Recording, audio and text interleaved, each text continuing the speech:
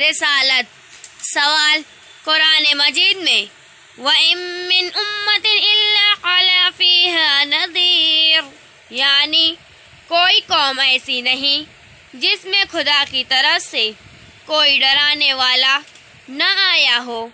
اور دوسری جگہ فرمایا ہے وَلِكُلِّ قَوْمٍ هَادٍ یعنی ہر قوم کے لیے ہدایت کرنے والا بھیجا گیا ہے۔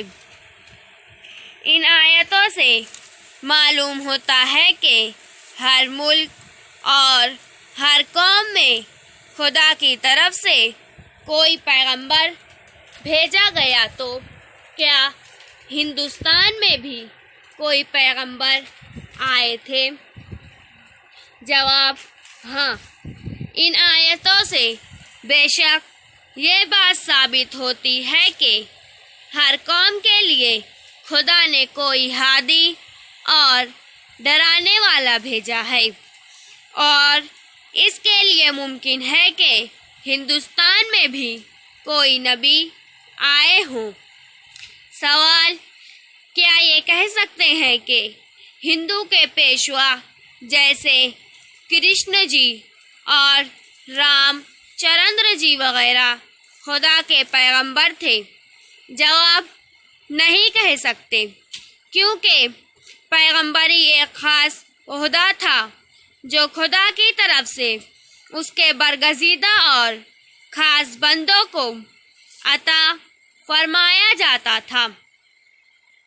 تو جب تک شریعت سے یہ بات معلوم نہ ہو کہ یہ خاص عہدہ خدا تعالیٰ نے فلاں شخص کو عطا فرمایا تھا، اس وقت تک ہم بھی نہیں کہہ سکتے کہ وہ خدا کا نبی تھا۔ اگر ہم نے بلا دلیل شرعی صرف اپنی رائے سے کسی شخص کو پیغمبر سمجھ لیا اور فی الواقع وہ پیغمبر نہیں تھا، تو خدا تعالیٰ کے حضور میں ہم سے اس غلط عقیدے کا مواخذہ ہوگا۔ یوں سمجھو کہ اگر تم صرف اپنے خیال سے کسی شخص کو سمجھ لو کہ وہ بادشاہ کا نائب یعنی گورنر جنرل ہے، اور وہ فی الواقع گورنر جنرل نہ ہو، تو تم حکومت کے نزدیک مجرم ہوں گے کہ ایک ایسے شخص کو جسے بادشاہ نے گورنر جنرل نہیں بنایا ہے، تم نے گورنر مان کر بادشاہ کی طرف ایک غلط بات کی نسبت کی۔ پس گزشتہ لوگوں میں سے ہم خاص طور پر انہیں بزرگوں کو پیغمبر کہہ سکتے ہیں جن کا پیغمبر ہونا شریعت سے ثابت ہوا اور قرآن مجید یا حدیث شریف میں ان کو پیغمبر بتایا گیا ہو۔ ہندو یا اور قوموں کے پیشواؤں کے متعلق ہم زیادہ سے زیادہ اس قدر کہہ سکتے ہیں کہ اگر ان کے عقائد اور اعمال درست ہوں اور ان کی تعلیم آسمانی تعلیم کے خلاف نہ ہو اور انہوں نے خلق خدا کی ہدایت اور رہنمائی کا کام بھی کیا ہو، تو ممکن ہے کہ وہ نبی ہو، مگر یہ کہنا کہ وہ یقیناً نبی تھے بے دلیل بات اور اٹکل کا تیر ہے۔ سوال، حضور رسول مقبول صلی اللہ علیہ وسلم کے متعلق کیا عقیدے رکھنے چاہیے؟ جواب، آپ خدا تعالیٰ کے بندے اور ایک انسان اور خدا کے رسول تھے۔ خدا تعالیٰ کے بعد آپ تمام مخلوق سے افضل ہیں۔ آپ گناہوں سے معصوم ہیں۔ آپ پر خدا تعالیٰ نے قرآن مجید نازل فرمایا اور آپ صلی اللہ علیہ وسلم کو شب معراج میں خدا تعالیٰ نے آسمانوں پر بلایا اور جنت و دوزخ وغیرہ کی سیر کرائی۔ آپ نے خدا تعالیٰ کے حکم سے بہت سے معجزے دکھائے۔ آپ صلی اللہ علیہ وسلم خدا تعالیٰ کی بہت زیادہ عبادت اور بندگی کرتے تھے۔ آپ کے اخلاق و عادات نہایت اعلیٰ درجے کے تھے۔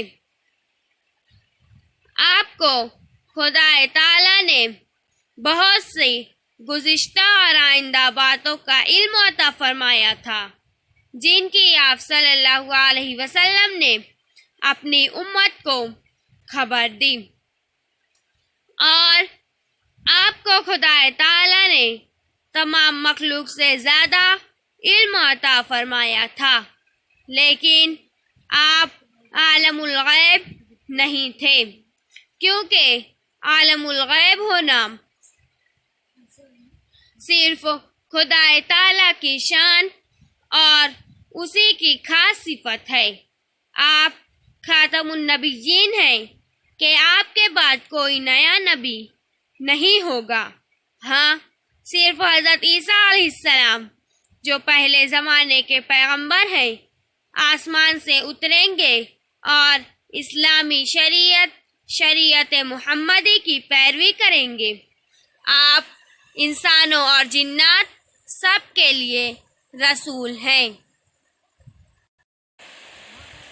آپ قیامت کے روز خدا تعالیٰ کی اجازت سے گناہگاروں کی شفاعت کریں گے۔ اسی وجہ سے حضور صلی اللہ علیہ وسلم کو شفیع المذنبین کہتے ہیں، اور خدا تعالیٰ حضور صلی اللہ علیہ وسلم کی شفاعت قبول بھی فرمائے گا۔ آپ نے جن باتوں کا حکم کیا ہے ان پر عمل کرنا، اور جن سے منع کیا ہے ان سے باز رہنا، اور جن واقعات کی خبر دی ہے ان کو اسی طرح ماننا اور یقین کرنا امت پر ضروری ہے۔